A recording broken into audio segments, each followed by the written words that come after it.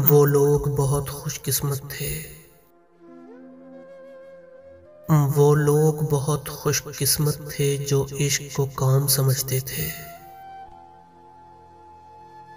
या काम से आशिकी करते थे। हम जीते जी मसरूफ रहे। हम जीते जी मसरूफ रहे। कुछ इश्क किया, कुछ काम किया।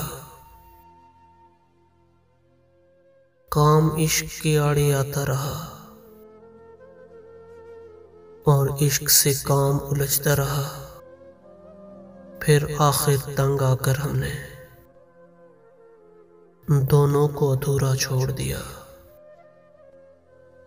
दोनों को अधूरा छोड़ दिया।